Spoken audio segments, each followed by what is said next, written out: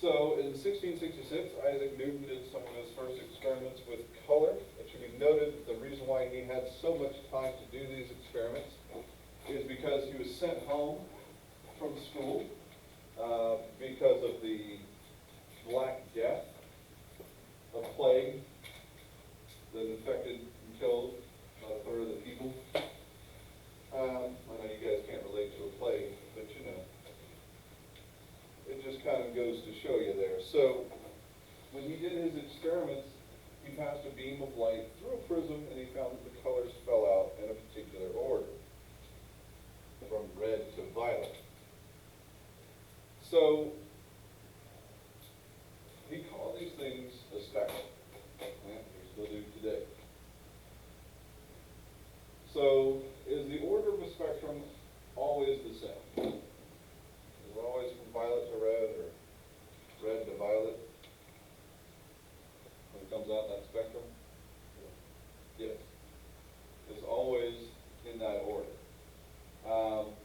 So we have high frequencies, or like your violets and your blues. They have lower frequencies, which are your reds. And so lower frequencies means larger wavelengths, higher frequencies means shorter wavelengths. So it always comes out, and it's because each color has a unique wavelength, and each wavelength bends differently through the prism. So red wavelengths are longer, so they bend less. And violet bends the most because it has the shortest wavelength. And so you can see that when it's passing through a prism, it makes sense, like when these things are turning, it's easier for something smaller to turn than something bigger. So that's why violet tends to turn the most. Which color frequency is the human eye most sensitive to? So this is a chart of human eye sensitivity to wavelength. So which color are human eyes most sensitive to? Green. So it's kind of a greenish yellow. The actual name of this color here, right in the middle, is actually called Chartreuse.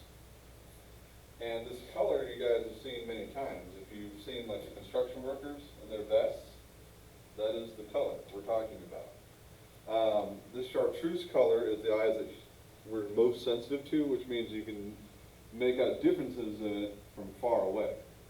Matter of fact, they started to paint like fire trucks this color. What color do y'all typically see fire trucks as? Red. Truth be told, fire trucks could be any color. For instance, Fort Worth, their fire trucks are white. Plano, their fire trucks are Chartreuse. Most cities stuck with the red because research showed that when they painted them a different color, people didn't get out of the way. Like the whole point of having something big and bright and flashing lights is so that people know it's coming, so you get out of the way. And people generally didn't get out of the way of these fire trucks. And the only conclusion was that they saw it and they chose to stare at it instead of moving out of the way. So as a result, most fire trucks are not Chartreuse. But sometimes you see them. What's interesting is most emergency equipment at like places that don't have the public, like airports, tend to be Chartreuse in color. Like for instance, DFW. So here we're talking about why is the sky blue? Well, the sky is blue because of the way it scatters the light. But whenever you answer a question like, why is the sky blue? Is the sky always blue? No. I mean, obviously if it's gray or something, that's really just the clouds, that's not really the sky. But why is the sky blue? Again, when you answer this question, you should also answer it, why is the sky red sometimes? Because it is. And the answer is it all has to do with the same thing. It's all about the scattering of light. So if you really understand why the sky is blue, you must first understand what color the sun is. What color is the sun? No. It appears that color, yes. But it is not yellow. The sun is white. If you go up above the Earth's atmosphere and you look at the sun, it is white. Matter of fact, you can look at literally any video from SpaceX, NASA, or whoever. If they happen to, they don't show the sun directly because it's kind of bright pan past the sun, you'll notice, hey, that sucker just white. And it's based on the temperature of the sun. The sun is about 5,500 Kelvin, 5,500 Kelvin. But that is the color of white light. Matter of fact, if you buy a light bulb, you can get a light bulb with a quote temperature, that's the color, of 5,500 K, and that will be, as they say, pure white. So the sun is white, and that's interesting because if you look at the sun, you go outside right now and go stare at the sun, it doesn't appear white, it appears more of a yellowish, sometimes orangish or reddish. So why is that happening? Well, it's the same reason why the sky is blue, because what happens is as you look at this, like if we look at it, let's make a little diagram here. When you look at it, say the sun is directly overhead. Well, if the sun is directly overhead, there's very little atmosphere between you and the sun. So for instance, if I make, let's say, the surface of the earth here, and you're standing on it, right? And we put the sun up here, directly above you. If the sun's directly above you, there is going to be some atmosphere through which you see the sun. Does that make sense?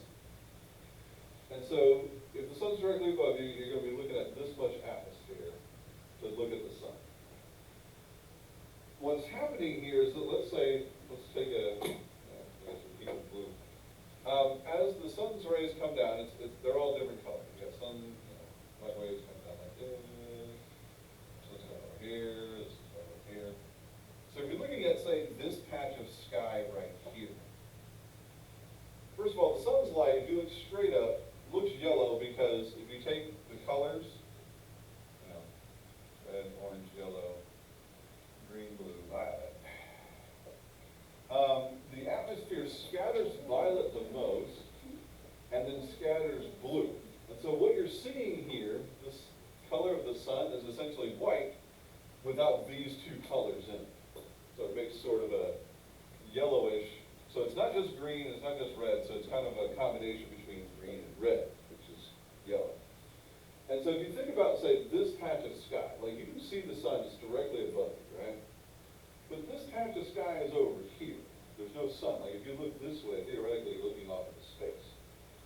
But this patch of sky appears blue because this white, this light wave came in over here, hit this patch of sky. What is our atmosphere made out of?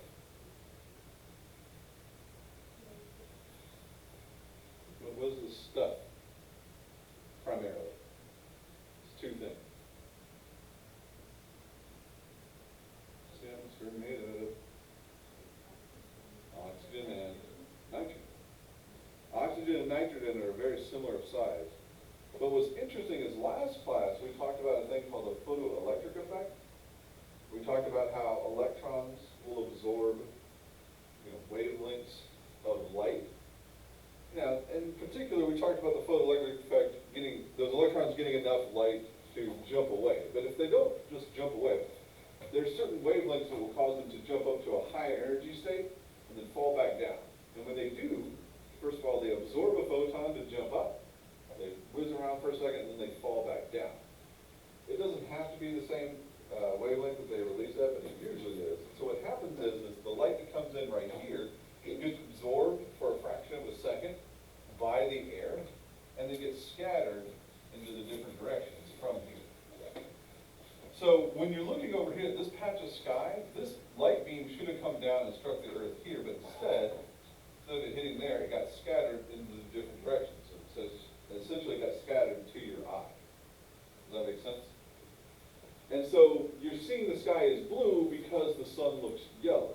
The sun looks yellow because it's scattered off the blue light around you. Does that make sense? Now, how does that make the sky red? Well, when is the sky red? Yeah, beginning or the end of the day. So if we look at, say, a sunset, so I'm going to draw it red right here. Well, the same thing's happening here, right? Y'all see that? that if you were right here, essentially on this part of the Earth, the sun would be directly above you. It would be like noon. But over here, what's happening is the sunlight has to go through this much atmosphere. Do y'all see that? You see how there's more atmosphere at the beginning and the end of the day? And this is because the Earth is curved. And since the Earth is curved, there's more atmosphere at the beginning and the end of the day. As a result, the blue has already been scattered. The blue is right here, causing the sky to be blue in this area. Does that make sense? So the blue and the violet are gone. Then as the sun starts to set, the green will escape, somewhere in this area. And then the orange and the yellow will escape, leaving just red to get to your eyes way over here. Now what's interesting is that the green, since our eyes are so sensitive to green, you don't really see anything like yellow or orange going out. But you can actually see green as the sun sets, but it has to be under very specific circumstances. Again, you have to be able to see the sun directly. But also, it's best if you see it over something like the ocean, so you also get a reflection off the ocean. It's called like a green flash. So essentially, as the sun sets, it's just kind of like green, and that's it. Just as the green scatters away from your the sun. Question?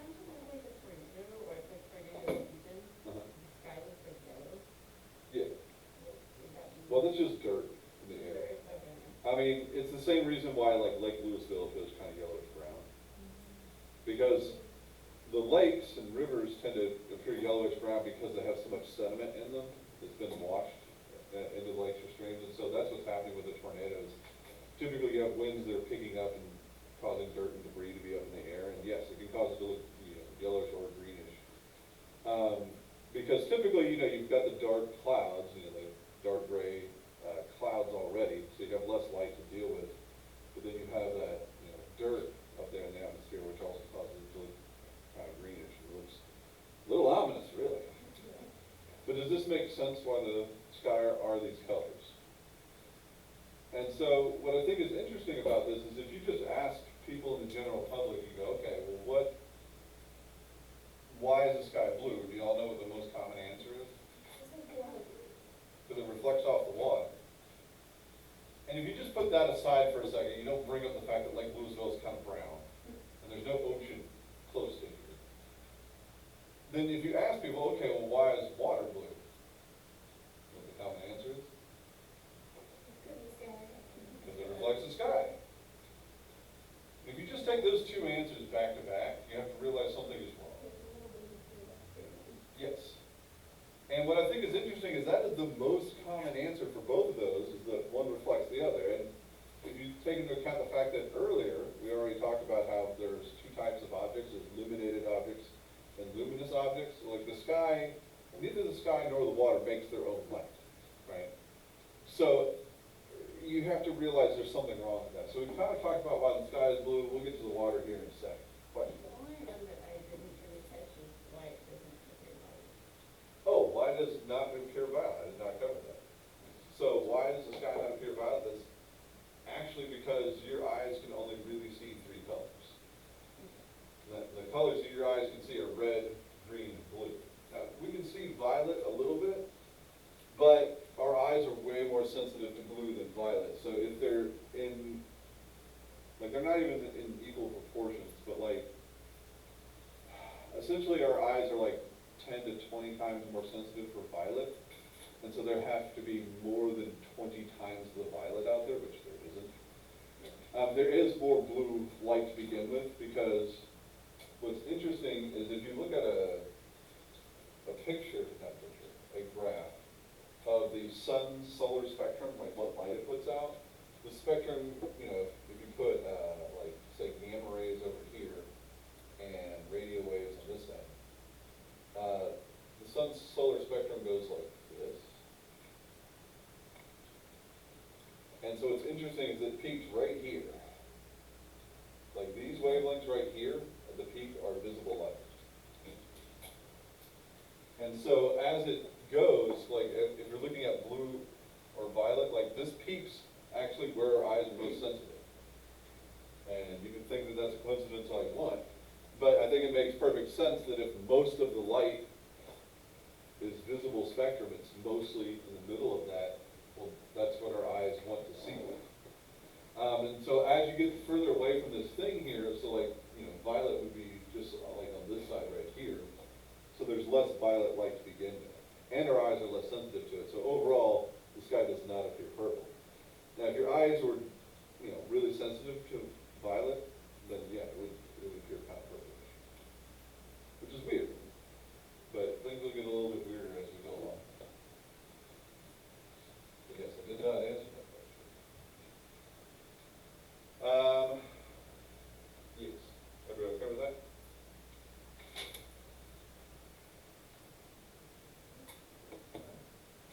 So which color of light has the longest wavelength? Red. Which color of light has the lowest frequency? Still red. Long wavelengths have low frequency. Question 3. Which of the following types of electromagnetic radiation travels through a vacuum the fastest?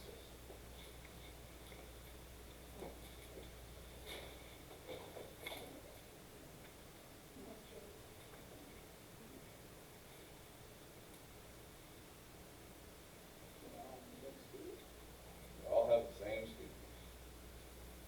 But they're all light, so they have the same speed. But they have the same speed because it's the same medium. Which in this case is the vacuum, because the medium dictates the speed of your waves. So they all have the same speed. Oop, that's a good question for you. Objects allow light to pass through, but do not permit objects to be clearly seen. They're classified as blue.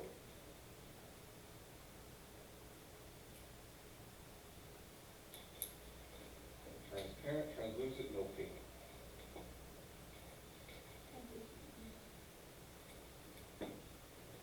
Here, translucent, you all agree? Yep, that is translucent. B.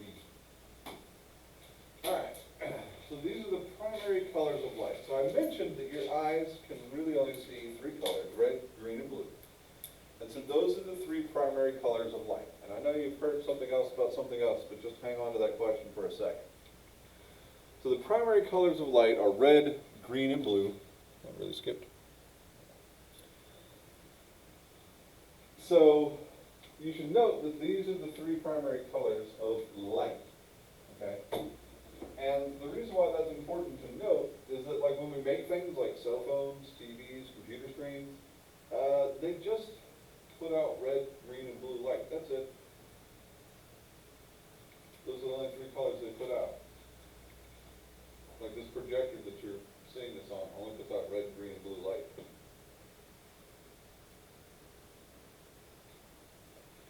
Everything else is a combination of those. We simply stimulate what's going on in our eyes. So to further emphasize this, one of the things I want to talk about here is your eyes. I said they can only see these 3 colors, but why can they only see those 3 colors? Well, inside your eyeballs you have different detectors. On the back of your retina, we have basically 2 types. We have rods and cones. We only have one type of rod cell.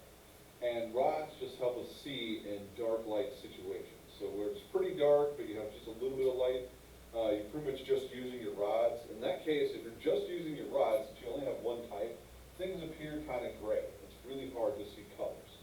The cones don't work because they need more light. They need more photons, essentially, for you guys to see what's going on.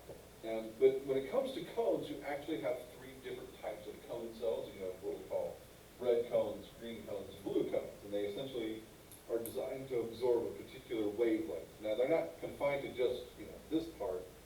They can each absorb a different wavelength, but they're sensitive to really just one wavelength is where they're most sensitive. And so that's why you can see just 3 colors. And so we call those 3 the primary colors of light.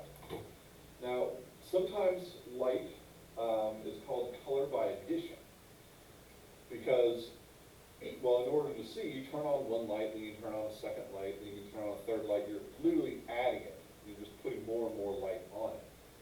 And so, for instance, if you have a green light and you turn on a red light next to it, well, the 2 of them will add up to be yellow, which I think makes sense, because in terms of our color spectrum we just looked at, it's red, orange, yellow, blue, green, violet.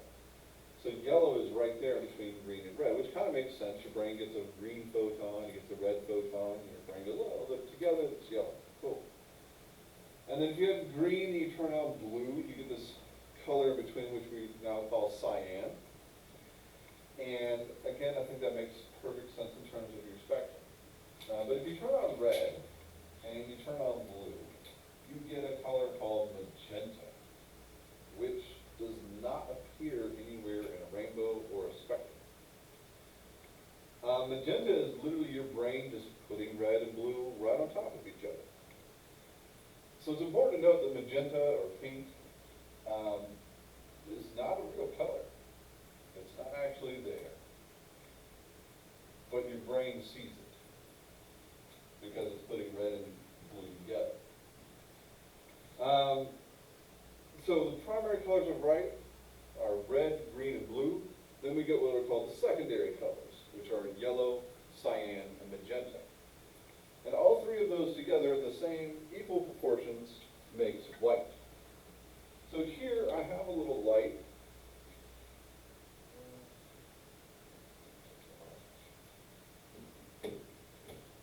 So this thing has 3 LEDs in it. A red one, a green one, and a blue one. So if you look, and I try to turn them on not very bright, there's just those 3 LEDs. Can I see that? So, let's go. Okay, so if I start right here, what color is that? Am I okay with that? That's red. We got red, and then what color is that? Green, and what color is that? Blue. So if I turn on red, and let's say I turn on green, what color should you expect?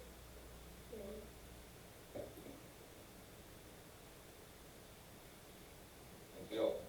Now what's interesting here is if I don't put as much green as red, I can get more of an orange color. I'll do that. And so again, you get these things, you get say white, if they're all mixed together in equal proportions. So if I keep going with green, turn on the red. If I take green and blue, what should I get? Cyan. Can y'all see that? So here we fill with green, and so then red and blue make what? Good. And then if I have all three, I get white. So it's important to note that it's just these 3 colors, right? So here I'm able to show you, just using these 3 colors, what the screen is trying to show you. Obviously the screen is projecting this, but hopefully that makes sense. So we have the primary colors, red, green, blue. We have the secondary colors, magenta, cyan, yellow. And then we have a thing called complementary colors. So complementary colors are 2 colors that would add together to give you white.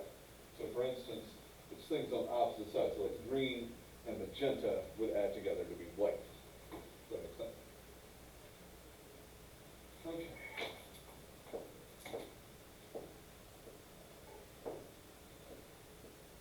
So, in color addition of light, the colors red and green combine to make which color?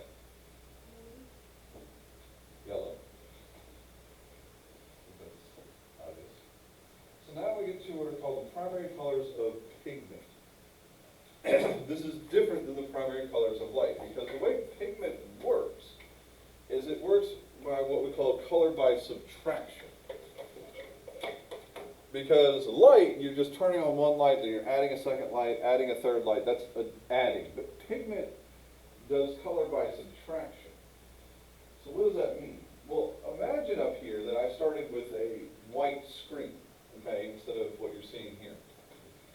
Let's say that I had just pure white. Anybody ever painted? Canvases are typically what color? White. I mean, they don't have to be, but they're typically white. And the reason for that is because if white light shines down on the canvas, it looks white.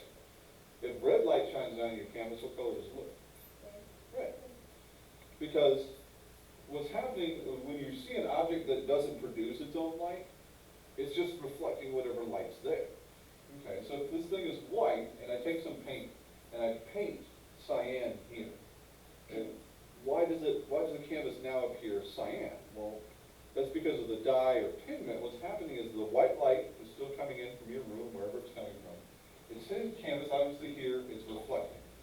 Now here it's reflecting cyan, but more specifically, if we just think about the three colors that you can see, red, green, and blue, the reason why this one appears to be cyan is because this thing absorbs red.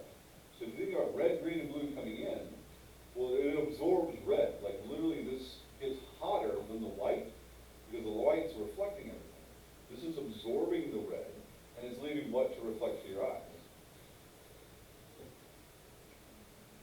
Blue and absorb red. There's three colors you can see, red, green, and blue. This absorbs red, so what's left?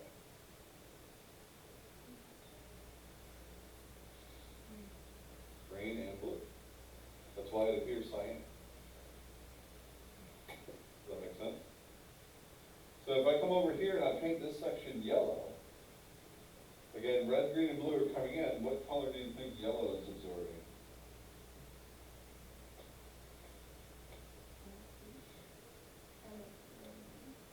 Yellow is absorbing blue. So it's leaving green and red to reflect to your eye. And it absorbs the one on the other side? Yes, it absorbs the one on the other side.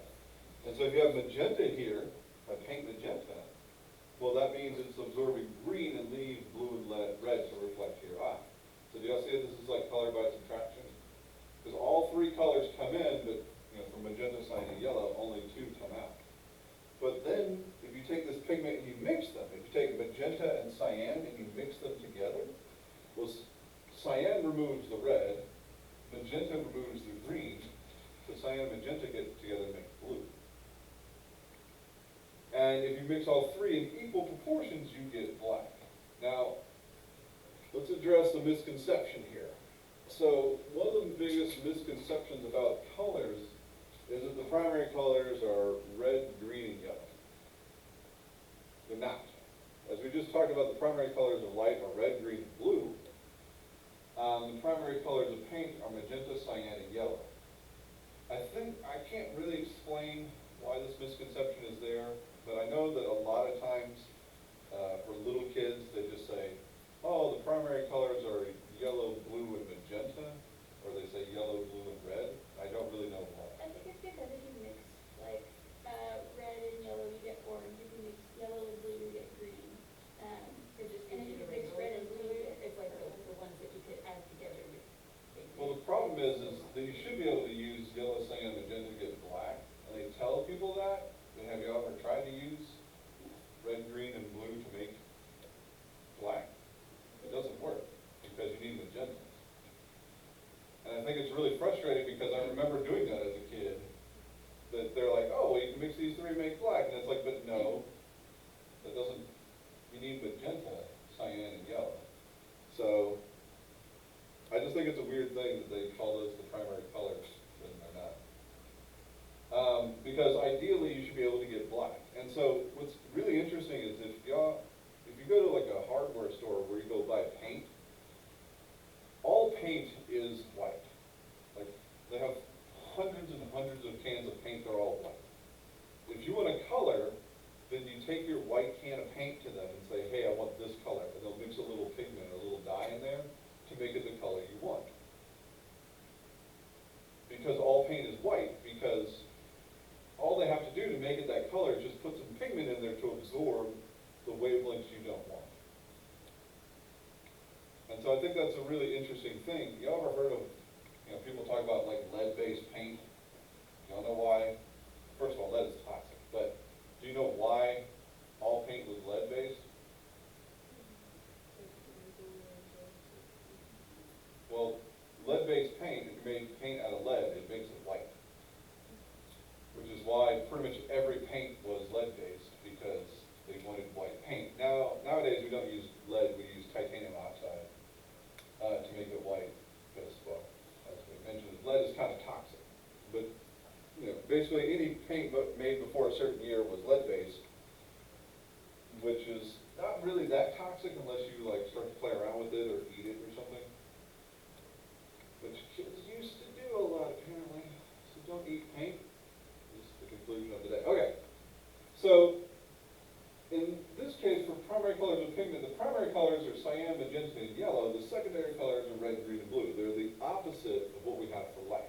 which makes sense because we're subtracting as opposed to adding. And the complementary colors are exactly the same.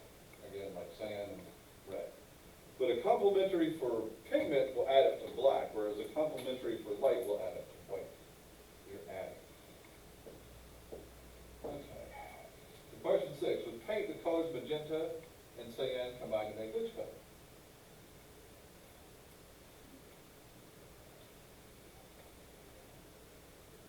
Blue. Okay. So what's interesting here is if you're not necessarily buying what I'm selling, you ever printed something on your printer? What colors does your printer have? Cyan, magenta, and yellow, because they can make all of the colors in that. Usually they'll include some black too, because, well, you don't necessarily want to use all of your color to make black, right? So, again, those are the 3 primary colors of pigment. And so, you know, if you go to the hardware store to get your paint, again, they really only have these 3 things to add, but, you know, they'll let the computer add the right amount to make it that color. So here we're talking about, why is the ocean blue or cyan in color? Now, there's a couple of things going on here with water. So the very first thing is water is basically clear, kind of like the atmosphere is pretty clear. But as you shine light onto water, well, water will start to absorb the light. Now, how much light it absorbs really depends on how much water is there. Essentially, as the water gets deeper and deeper, the more water, the more absorption takes place. And so when you start off with, the water actually absorbs red very well. It absorbs red and orange and yellow pretty dang quickly, which is why it appears blue, because you don't need much water for it to start to appear blue. Matter of fact, if you have a white bathtub, if you just go home and you start to run yourself a bath, and you just sit there and watch it, once it gets to about, 2-3 inches, you can see that it starts to look bluish. And it's not because there's suddenly something in the water, it's just because there's enough of it there to actually start to absorb. So your water starts to absorb those, and then right about the time it's absorbing yellow, it's absorbing the ultraviolet. So it leaves, the blue and the green left to reflect to your eye, which appears to be cyan. But just like the atmosphere, you can't just stop there, because the thing is as you go deeper and deeper in the water, it's going to absorb more and more wavelengths. So eventually it'll absorb the green, the violet, and then the very last blue. But you know that to be true because at the bottom of the ocean, what color is it? That's black. Because they're all gone. Does that make sense? That's why it's pitch black at the bottom of the ocean. Because the water will just absorb it. You just need more depth. And so you need the most depth to absorb the blue. But is all water the same? No. But we've already kind of talked about, say, Lake Louisville, where it's kind of brownish, yellowish, because that's the color it's there. But not all water appears that color. Whether or not it appears more clear, or say more greenish, or reddish, really depends on the stuff in it, like the plankton and the algae. That stuff can absorb or reflect colors of different wavelengths to give it its overall color. So at the top is clear, is that because it has all of the colors? Yeah. So it just has the, Well, the pigments just all pass through. oh, And then, like if you take like a glass of water, you can see like straight through it, it's clear. But as you get more and more water, it just starts to absorb more and more until less light comes through. And so whatever doesn't pass through the water isn't there to reflect or transmit through it. Does that make sense? Yeah. And so like I said, it starts with the red, and so because it's absorbing the red, it actually leaves the other colors, which is why it tends to appear bluish. So, everybody okay with that? And so this video here that I'm skipping is not that educational, but in the video it's really interesting because he takes several different colors of these little toppers and he dives into the ocean. And as he goes down, he like shows them on video, and you can see like they change color as he goes to the bottom. Now he doesn't go like 10,000 feet down or something, so it's still blue where he ends up. But it's an interesting video, so you can actually see that.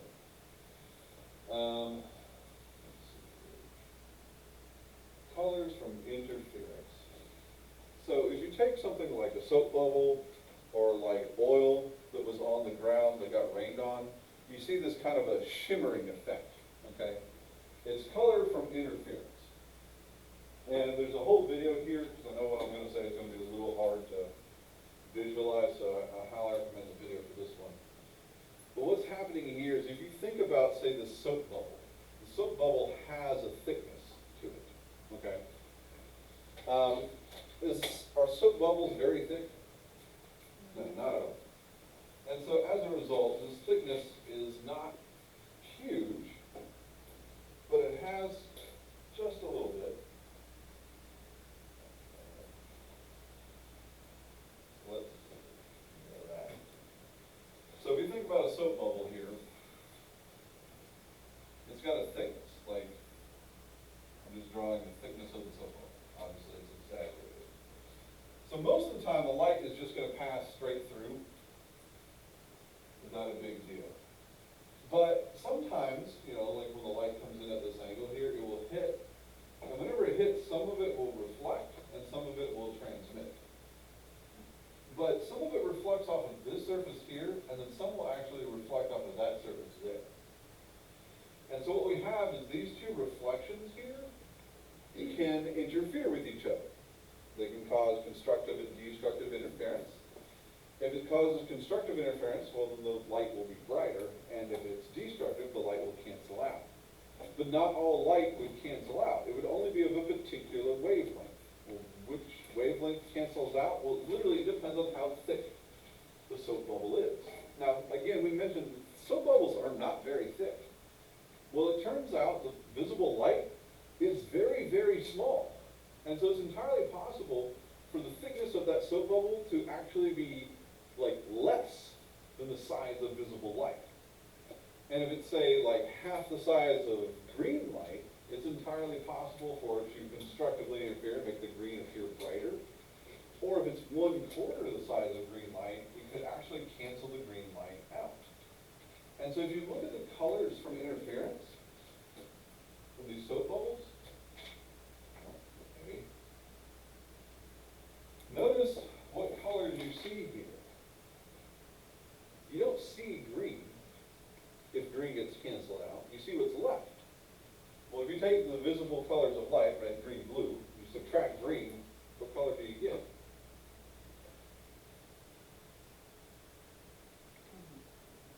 What color does blue and red make? Magenta. You really only see the secondary colors of light.